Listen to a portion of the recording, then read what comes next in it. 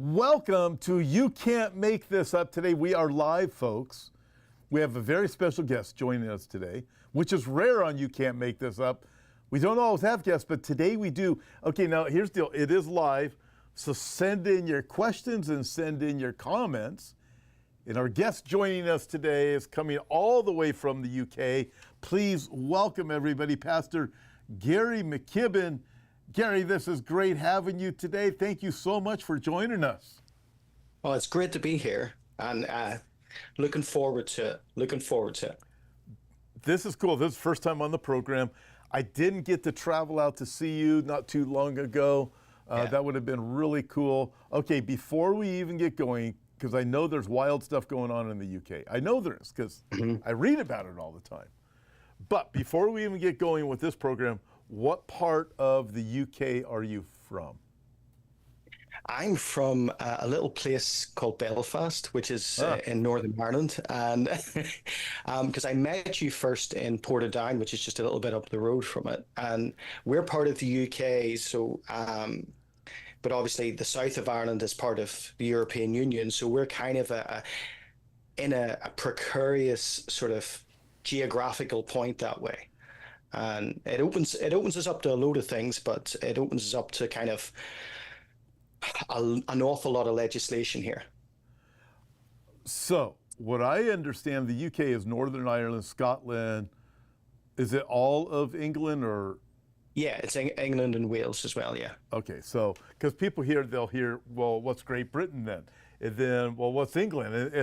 And people who aren't familiar with it get all confused about some of that. And Southern Ireland, is that given over to the Catholics? Yeah. Well, pretty much the way it sort of divides is the south of Ireland is probably, well, it is the majority Catholic, and in the north of Ireland is kind of a mix of about 50% of either. And now with open borders, it's I'll not go down that rabbit hole, but there's an awful lot of different population in terms of Islam is having its foot in the door as well. So, I really got to ask you about all the things that are going on over there, because this is pretty wild from my perspective, as are things here in the United States. I look at things kind of crazy over there, but you've got to look at things as being kind of crazy over here. Okay. Are you ready, Gary? Just jump right in. I'm ready. Okay, by the way, everyone, this is episode 99 of You Can't Make This Up. Next week is our 100th anniversary, or whatever it's called, 100th episode. And joining me next week is Kurt Reed, and from the land down under, John Prescott. We're actually going to let John join us on a program next week. John, if you're watching, may the Lord richly bless you. But it's going to be a great time next week. All right, Gary, you ready? This first video, everybody, it's from the planet of the Apes. So check this out. This is Charlton Heston, Planet of the Apes, the original. Check it out.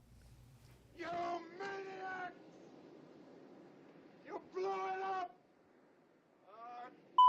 You! God! You all to hell!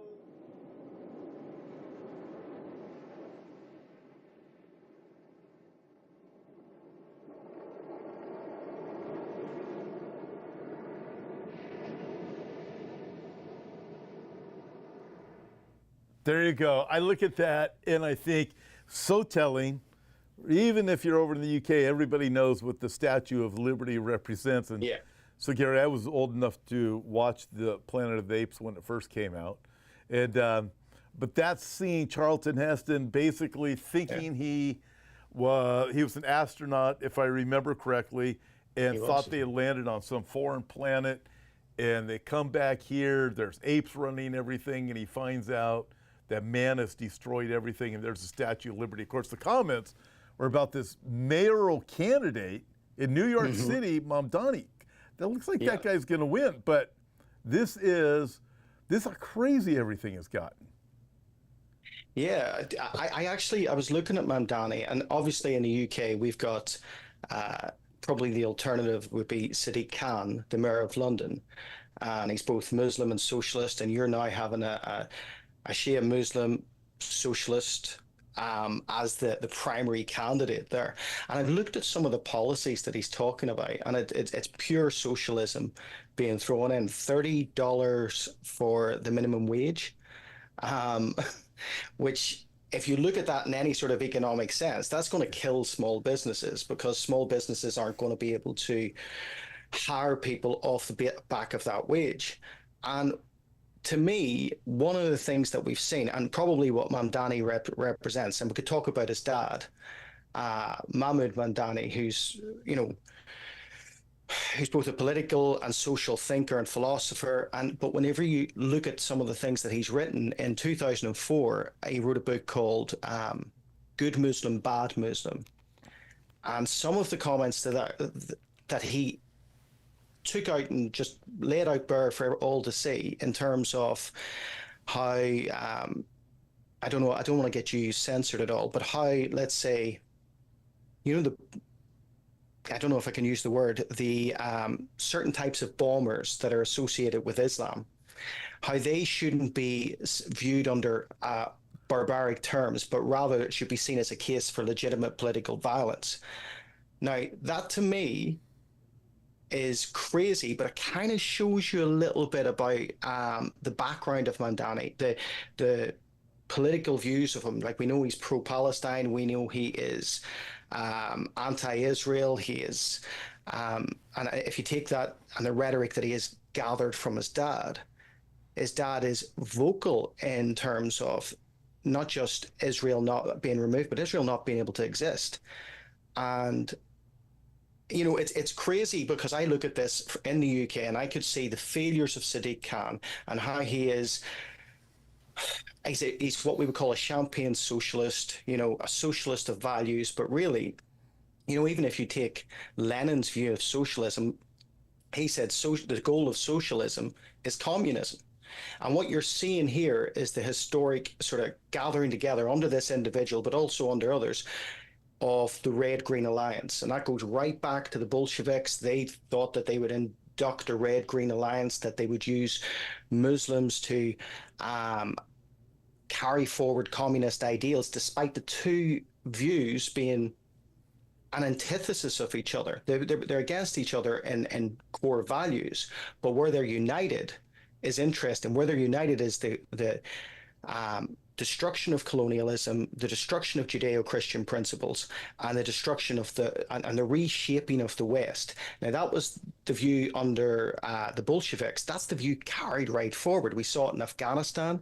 The Jadids, they took up communist ideals and communist values. They carried them forward, again, despite them being opposed, because communism sees religion as the opioid of the masses, but they're opposed to each other at core values. But where they're united is the destruction of the base values that you and I would live in, that you and I have grown up with, freedom of expression, freedom of thought, freedom of speech, which, has gone, all but gone over here in the UK.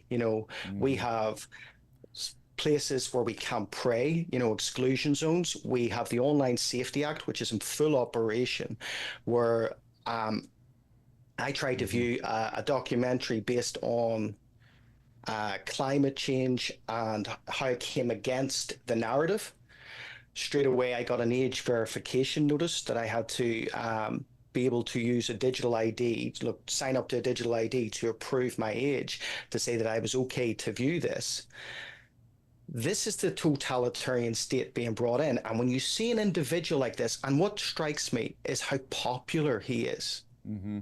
Like, he's charismatic. There's no doubt about that. Yeah. So was Obama. He was charismatic. Yeah. You start looking, going, but people, they're looking for content or character. It's charisma, it's personality, who's famous. And he has that. Okay, I want to come back to the Online Safety Act maybe in a few more minutes, because I look and go, okay, everything I read says we're doing this video right now. Mm-hmm. Some of the things we say could get you in trouble, certainly in the future. Some things I say could get me in trouble if I land in a plane at Heathrow Airport or something like that. I want to come back to that, because it's already begun. And even the listen, I know this will definitely get us both in trouble in the future. The insane climate lies. But anyways, I know, I don't want to get you, I don't want them coming and arresting you while we're doing this video. This is live, but let's move through this. All right, so this is a very short video, everybody. This is, check it out. It's, well, just short, watch the video. A 10-second video says 1,000 words. Watch this. The next time they say ICE is authoritarian, show them this photo. This was California under Newsom during COVID.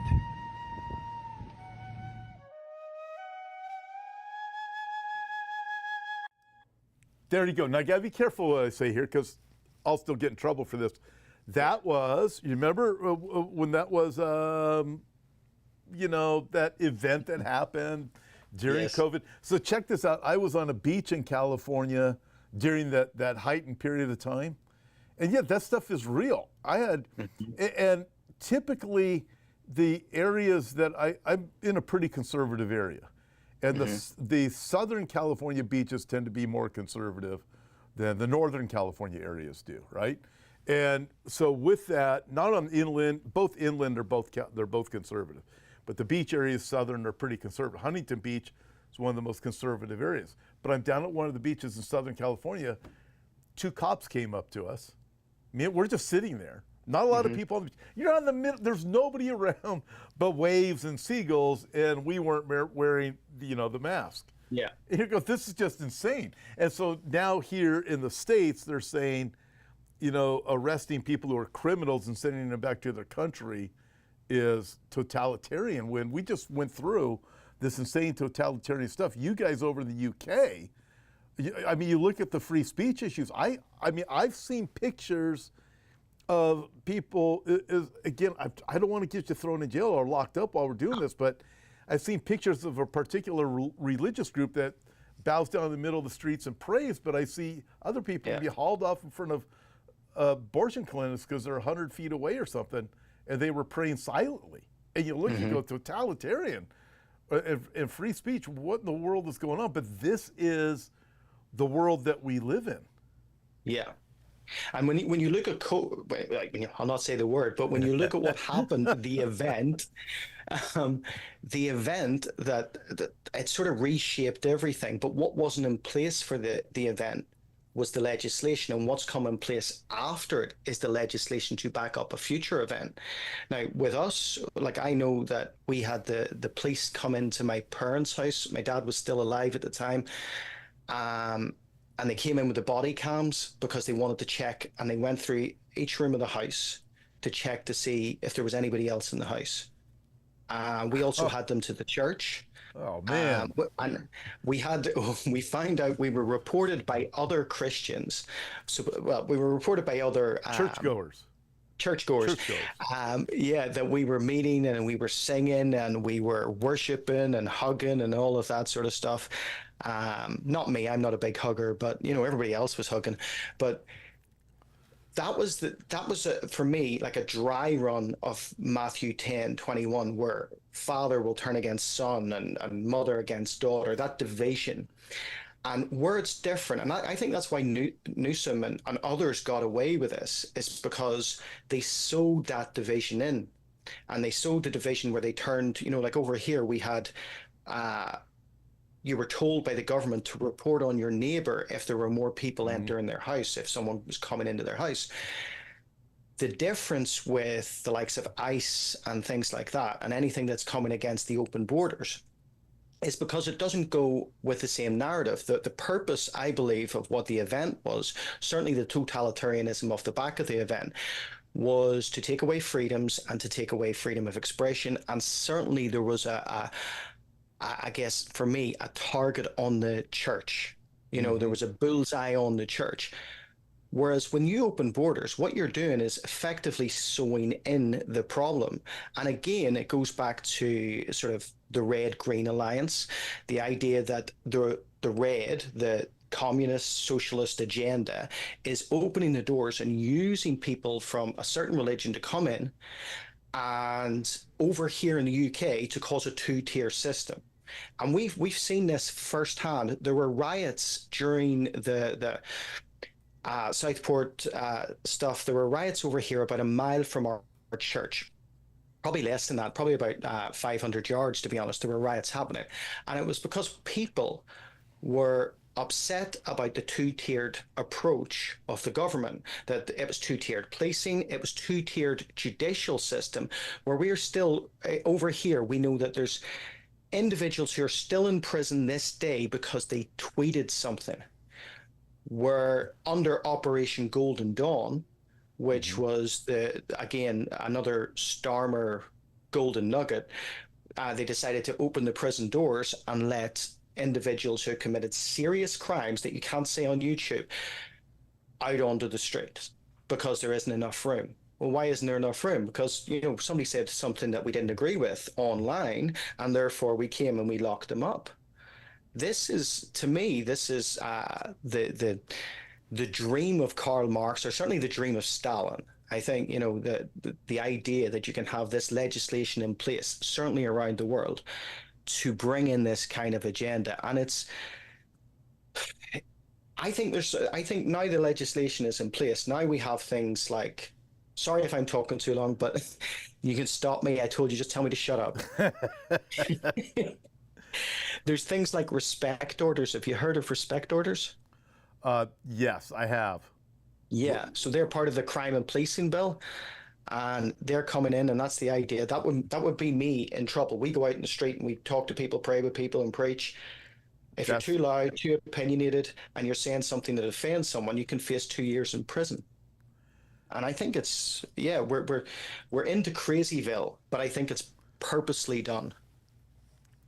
So, speaking of some of the things, this happened today. It's kind of humorous to me because Governor Newsom here in California, he's given some news conference, and while he's giving the news conference, ICE showed up and arrested the people that were illegal criminals and hauled them off right in front of Newsom. So I look at this and go, but we're watching these two opposing worldviews in a sense. They're clashing. It's like a clash of civilizations. And we can see it. And in Canada, so Canada has this Islamophobia envoy that is doing, I look at Canada, it's like whatever's happening in the UK with the government there seems to be implemented in Canada like the next day. And then, okay, there's another thing. I don't think I sent you this article. I want to ask you about it. Well, I tell you what, I'm going to show you a video, and then, because it all ties into Israel, this next part, and some of the insane things that happened in Toronto, Canada. But this video doesn't have any audio, so we'll be able to talk about it. But we keep hearing that in Israel, in Gaza, that there's no food, you know, the food crisis, you know. Finally, some of the mainstream media are having to admit that it's not true. Hamas has actually been stealing everything. I saw a report yesterday, 89% of the food that was brought in to Gaza was stolen by Hamas. And then we know tons of it just never even got anywhere because of the UN. But they keep calling this a food shortage and a crime by Israel, starving people to death. But here's just a video, one of the many. There they are. This is Gaza getting ice cream. So I mean, you're looking at this just, and this is, and you see tons of stuff like this all over in Gaza where they are able to get the food in. And look at that, looks like some pretty good, I don't know, is that ice cream or is that gelato? You know, what is that? But, I mean, this is happening in Gaza, but you will never hear these things. Tucker Carlson isn't going to say that. So you watch these things that are taking place. The anti-Israel sentiment is just off the charts. And then also it was in Canada. I don't think we have the article for this, but it's in Toronto, the International Film Festival. Did you hear about that? They eliminated from their film festivals in October. The October 7 video. It was about October 7, and they used Hamas footage that's been all over the world because Hamas wanted everybody to know that they raped, that they chopped off babies' heads, that they burned babies put them into microwaves. They lit people on fire and wheelchairs. They wanted everybody to know those things. So Hamas produced the video, went out there.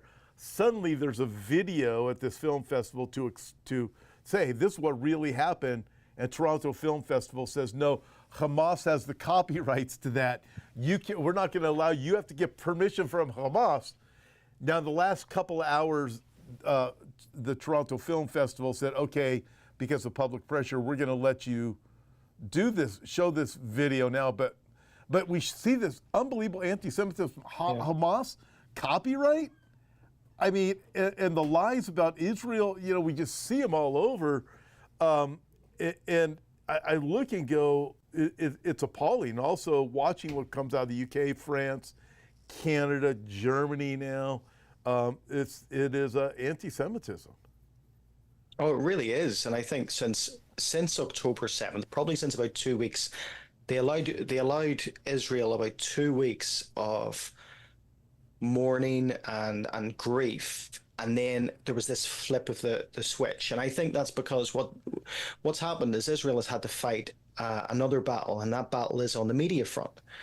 And I remember I had David Tal on our program before, and I think it was maybe a couple of weeks after October 7th, and he couldn't understand why Ireland, even at that time, was pro-Hamas, calling Israel colonialists and all of this. He couldn't understand it because he was saying, surely, from a country that's experienced terrorism, from a country that's experienced so much hurt, surely there would be some sort of empathy or understanding with this.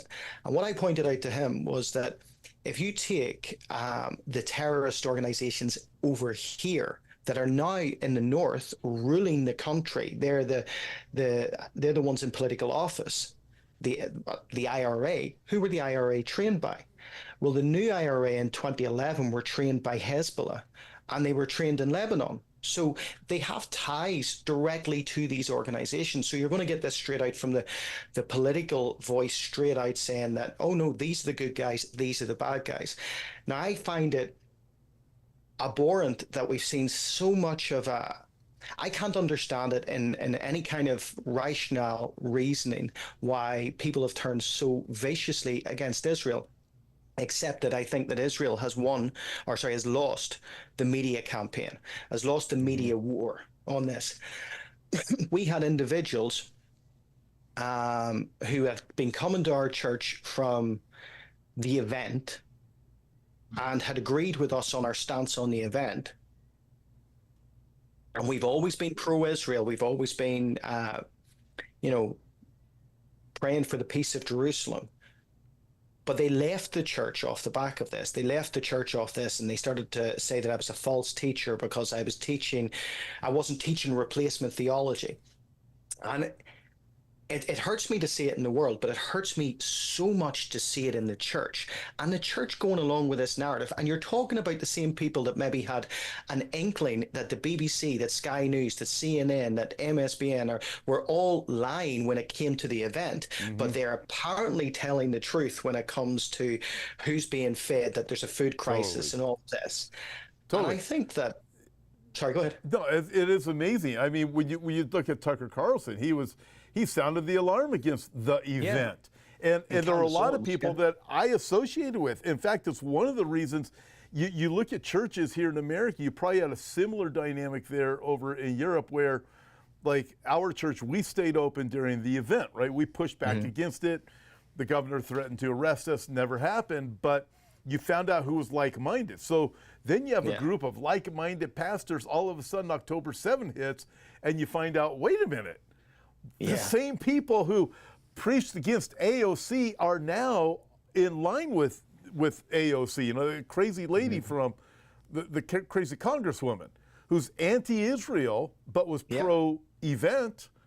All of a sudden they're lining up with them. You're going, wait a minute, you said they were liars before, but now they're all telling the truth. And Israel is a lightning rod. I have to comment on this because this really hurts my feelings. Some guy named Colin Whitfield says that my jackets suck. You know what, Colin? Let's send Colin a jacket. But Kathy McGinnis says, nice jacket, Pastor Tom. Thank you so much. That makes me feel better. And Pookie, to your comment to the seagulls when I was at the beach, they weren't wearing the face diapers. You are correct. They were not. And Gerard, happy birthday. Hey, Gerard, it's my birthday too. Not really. I just made that one up. All right, Gary. Okay. I got a couple things. This one's we're just going to comment, and then we're going to go to the next one. Because ready? Okay. Watch this. This is about climate, whatever it is, right? Check out this picture side by side. Look at this. Can you read that, Gary? On October 7, 2024, CBS and NBC posted these two articles. The one article, Earth is spinning faster than it used to. It says it might have to skip a second to keep up, right? Clocks might have to. And then the other one, melting polar ice is slowing the Earth's rotation with possible consequences for timekeeping. So this is great. CBS and NBC. Folks, don't believe the nonsense that you hear. Okay, I got another one I got to get to in a minute, but let me ask you about this first. I think people this is a definite need to know because you live over there. Cindy R says, I heard yesterday that phone calls over 10 minutes will be recorded in the UK. Is that true or is this fake news? I live under this is the way I live.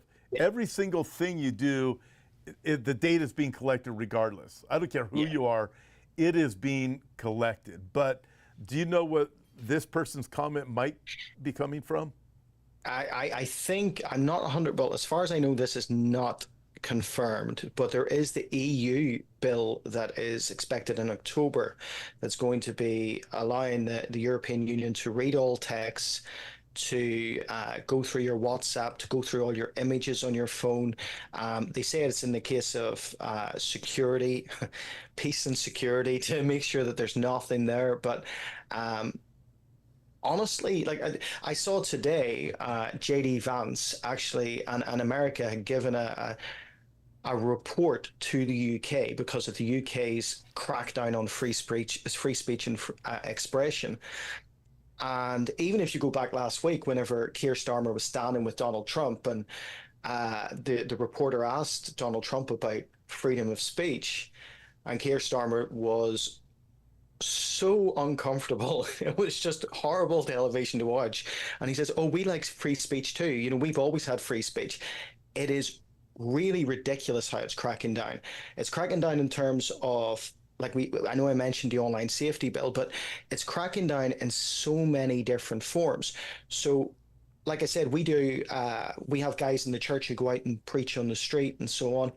And now they're having to be extremely careful about what they say, because it's like those respect orders. If you say something in regards to sexual identity or anything like that, you can just be lifted, taken, that's it. You can be locked up. And the laws that are coming in, sorry for going off on a tangent, but the laws that are coming in are so, I was teaching about this on Tuesday, they're coming in from every angle now. They're coming in terms of shutting down your free speech. They're coming in terms of trying to keep you in a form of perpetual poverty. Right now, the UK has initiated an act to allow them to, they always did tax your savings, but this goes even further. By 2027, April 2027, they will be using your national insurance number, which is like your social security number, to be able to examine every bank transaction. So this is basically your CBDC, right? It's just another form of it. But they've also said this is to tax, the reason they've given, the official reason, is to tax anybody who earns over £1,000 in a year in interest, right? Now, I done the scenario for people on Tuesday. I says, if you have 50,000 in the bank, and it's 2% interest, you'll earn 1,000 in a year. But the problem is inflation is so high that at the end of that year, you only have around about 49,226 in spending power. And then they're going to tax that. So they're making it, we're all heading towards the WEF agenda, even though, you know, the WEF is kind of doesn't seem to have the same influence. We're heading towards that UN 2030 agenda. They want you to own nothing and be happy. They want you suppressed. They want you surveilled. They want you taxed to the nth degree, where it doesn't pay to own a business. It doesn't, if you have Mandini saying $30 for minimum wage, what shopkeeper, what dock worker, what warehouse worker, what small business can afford that? Well, you can't. No. It all becomes a conglomerate aspect. It does. I want to come back to the online safety bill in a few minutes before we get to the tip of the week, but I want to go through a couple more things. But also, when I look at this, just everything you say, I've been trying to sound the alarm lately. Behind the curtain, everything has been moving forward, and nobody's been paying any attention to this. The online safety bill, you can really tell with what's going on over in Europe, what's going on in Australia, and I think it's just, listen, the midterm elections are coming up here in a little over a year from now. And I look at that, and I think European politicians and the Marxists here in America are just waiting for that moment. So everything is coming together because it is going to flip, and then it will probably also be the final flip against Israel too. But everything is racing toward that. But let's get through a few more things here first, and then I got to come back to all of this because it is so necessary for everybody here. By the way, it's Susie's birthday too, so Susie, happy birthday. We've never done birthdays here before. Maybe we should start having a birthday cake here. Okay, so Gary, check this out. Sydney Sweeney, I don't know if you know who she is. She's made the headlines here in America because she wore a pair of blue jeans, and apparently she's not woke. And it's a problem. She's not woke. She's white.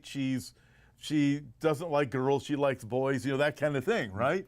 This has those in America upset. So check out this picture. This is Bud Light. There you see Bud Light, right?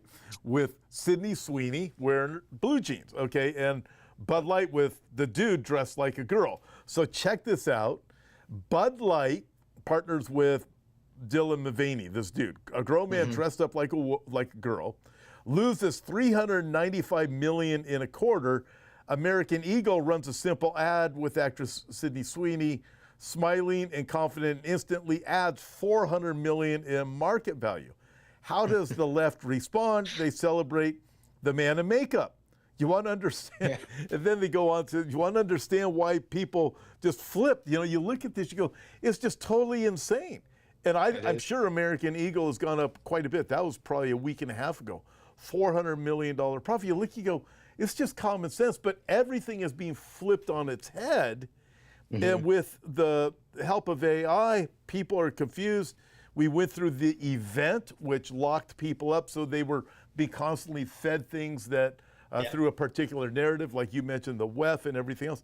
Everything is marching forward, including when I look at the Israel dynamic, I cannot help but think that God is moving Israel to the place of redemption. So they are being isolated, but I mean, it's like you look at it, you go, you can't make this up. How does a nation survive like Israel, who's been persecuted since their beginning? There's only 16 million Jews worldwide. They've got a little tiny sliver of land. Tucker Carlson and Candace Owens and the rest say they can't have any land. The UK votes against them, Australia, France, right on down Germany, you can't have any land, you can't have any land. Yet Muslims have something like 50 countries or something like that. And Israel's not allowed any, but they're also not allowed to live anywhere else. So where do you want them to live? Obviously they don't. But everything has been flipped on its head, and people believe what's wrong is right and what's right is wrong. Bitter for sweet, sweet for bitter. Yeah, it's Isaiah 5:20 in action. It's everything flipped, good is evil and evil is good. And I'll tell you this, I was at the park yesterday with our youngest. So we've got 5 kids, but our youngest is 9. And so my wife and I took him to the park yesterday, and we homeschool him.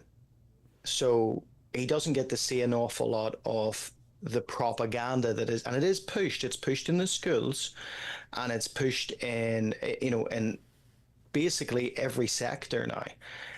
So he had questions when we were going out, because he was seeing all the pride flags. and he had questions. So my wife was trying to address the questions. And then we took him to the park, and in the middle of the park, there's kids playing, but there's some teenagers there, but they are furries. You remember that, not fairies as in like Tinkerbell, but furries, F-U-R. And so they're dressed up like cats and they're behaving like cats. And he was dumbfounded. So the thing is that if you're free from the propaganda of it all, it just doesn't make any sense. If you stop, if you stop watching what the BBC and what everybody else is putting out there, you're free from that propaganda, and it doesn't have the same influence. He was dumbfounded and he couldn't understand it. And like the way we raise him is, and the way we've raised each of them is that they're all, they're all on fire for God. So my wife took him out into the town, and he was praying with people. He's 9 years old. He was praying with people, and in the midst of praying with a man, but he was confused because this man looked like, was made up to look like a woman. Another individual who looked the same ran up and started kissing him, and my wife had to just take him to the side and say, look, none of this is acceptable, none of this is right in God's eyes, but we're the odd ones. We're the odd ones for believing that. We're living in that Romans 1 delusion. We're living in the time in which I believe God has given them over to the debased mind. He's given them over to that mentality because they've forgotten.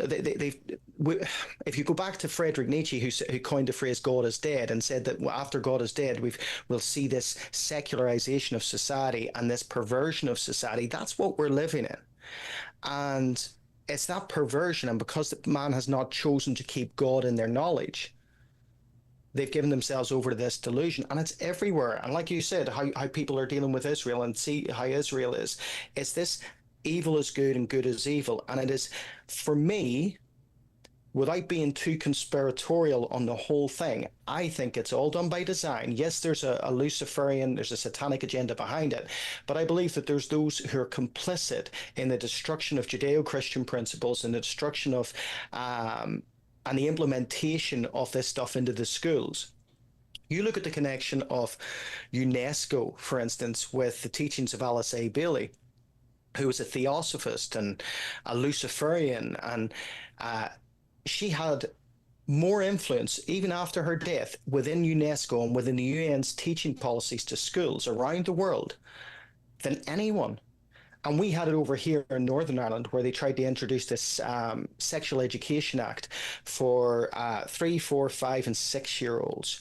Now, there's not one, out of my 5 kids, there's not one of my kids that I've talked to them on that stuff at that age. They don't need to know it, nor do they need to be told that it's okay for this one and this one and this one and this one. It's okay if you like all of them, and they don't need that pushed down their throat by a teacher. But I think one of the things that we see, and sorry for going off, but one of the things that we're seeing is the removal of the parents' influence and the pushing of state influence where a parent should be.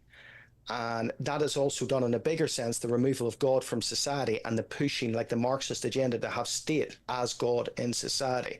But like you've got over there, isn't it the California AB 495 bill? Yeah, coming up next week. Yeah. Yeah. Can it get any more insane than that? I mean, you look at this, and it's all different areas of society, like you're saying. In fact, what Pastor Gary is talking about is here in California, for anybody who doesn't know, is this insane policy based on immigration is what they're calling it. Is that somebody can download a document online and go to a school and say, I'm taking this school, this kid is now under my authority, or whatever it is, something along those lines. And there's California politicians say, we're gonna pass this, so your kid, a teacher could take your kid from you. There's nothing that needs to be to back it up. And of course, the radical Marxists are saying it's only because of immigration and Trump is so mean, he's separating families. Remember the nonsense, Gary, you probably saw back when Trump was in his first time around. They were saying Trump's putting people in cages at the border. Well, it turns out the pictures were from Obama putting the kids in these cages at the border, but the lies are just unbelievable. And quite frankly, what they really want is votes, and they want your children. It's just perverted. But so Brandon Holthouse is going to be live streaming from Sacramento next week, dealing with this thing on Tuesday, 2 o'clock. And he's going to be live streaming with me, so I'm going to be able to ask him questions. He's going to give us live updates. So you can check it out wherever you are in the world. But this stuff is just insane that somebody could come and take your kid, but this is how upside down it is. And I mean, I could go on and on for hours about this, but I can't because we only have so much time, and it's late there over in the UK. Speaking of, Elizabeth Ashby from the UK says, yes, here, I think I'm on the planet of the apes. So there you go. All right, Gary, we're gonna move on to a couple more things, and then I'm gonna bring around to the online safety bill before we close out with the tip of the week. All right, you ready for this? These are some videos, friends. Pastor Gary and I, we're gonna talk through, while you're watching this, this is some natural disasters, and it's a reminder for me that we need to be looking at. Look at this. This is lightning hitting, Gary. Look at that. Watch this. Boom. I don't know if the lightning is like in the UK, but I don't have that. I don't have that in California. Do you have that? Look at this. No. This is just insane. That's Watch. crazy. Look at that. I don't think. Okay, so as we're watching this video, Gary, I can't help but think we had that massive earthquake in Russia, tsunami warnings. We have these natural disasters. For me, when I see things like this, it's a reminder of the judgment that's going to come during the tribulation period. And then I'm going to show you some, we can move to the next one with the hail too, because, I mean, look at this. Watch it. This is hail. Look at this. I say, what the hell is going on around here? So, okay. So anyways, look at that. I'd hate to be that cow out there. Gary, what do you, I mean, comment on these things. We're having these events. They're going to increase during the tribulation. Look at that. Do you have hail like that? Looks, it does look like it does look like a judgment being poured out. You know, I'm reminded of Job 36:32. It says, he covers his hands with lightning and commands it to strike. And when you saw that lightning video, that's just the first thing that came to mind. And then, you know, you could think of Revelation or even Joshua 10 and the hail coming down. But this is, you know, it shows us that God is sovereign. But then one of the things that I've also, you know, thought when you look at these natural disasters, how many of them are really natural and not repercussions of man-made meddling. You know, you've got the ARIA Society in the UK, which is the Advanced Research and Inventions Agency, and they're the ones behind dimming the sun. And one of the major, if you go through their literature and everything that they put out there, now it's fascinating all the ideas that they're coming up with about putting acid into the sea to change the alkaline and to stop as much carbon being emitted. And despite the fact that this can kill so much of the sea life. But one of the major, in fact, number one in their list of repercussions is flash flooding being caused in different parts of the world through as a result of solar geoengineering in the UK or solar geoengineering in different parts of the world. In fact, they give an example that if you are trying to brighten the skies in Namibia, it may have an effect in South America and cause a drought or cause a flash flood. So how much is man getting involved? And I do believe that when I look at those, I think of, you know, even the coming of Jesus being like lightning from east to west, you know, and all of that. And that imagery. But then I also think how much we've seen so much of an exponential rise, I believe, in weather-related catastrophes recently. You know, flash flooding, earthquakes, volcanoes, everything seems to be groaning and coming to an end. And I just think, is there going to be a man-made meddling that kind of adds to the escalation of this? One of the things that that ARIA, the institute, says is that once solar engineering has begun, it cannot be stopped, because if it's stopped, it's going to cause an exponential rise in the climate.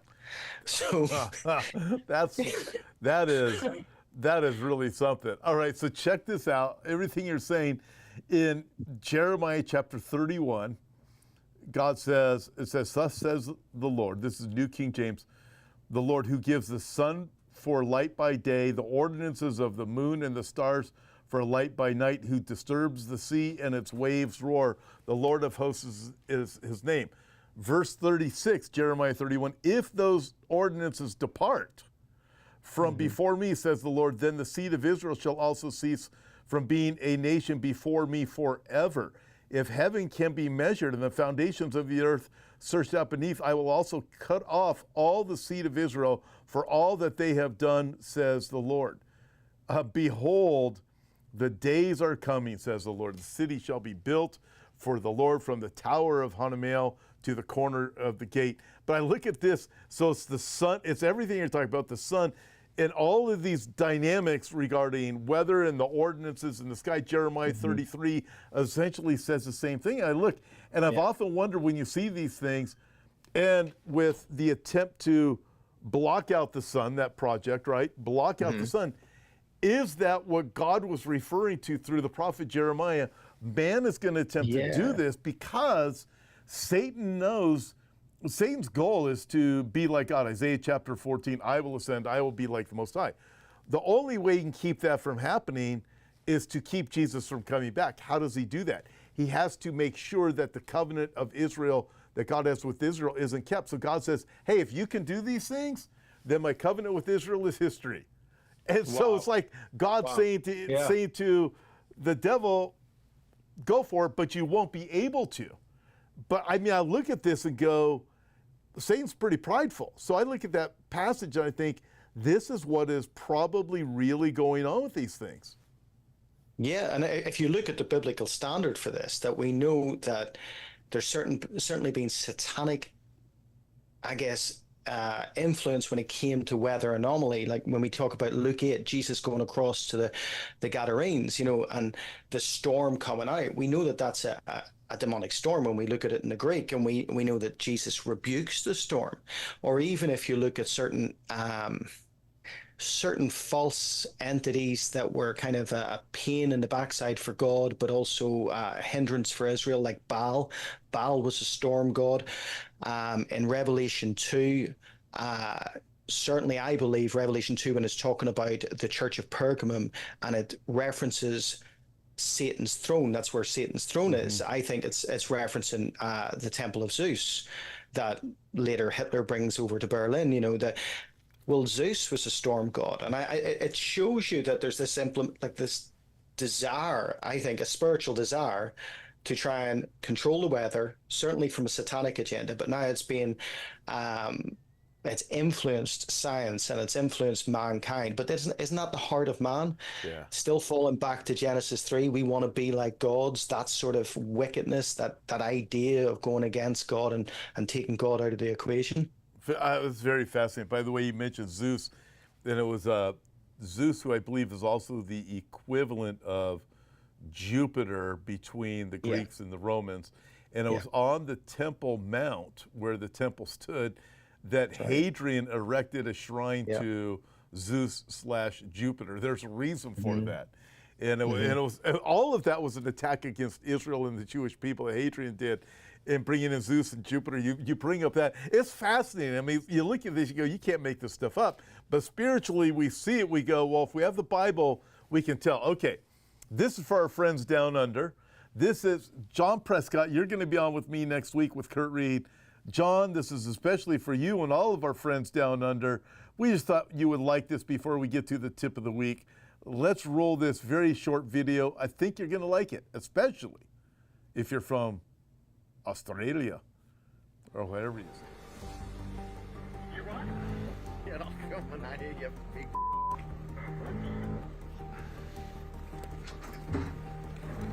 Let it go, dogs. Let's go. The other dog's coming.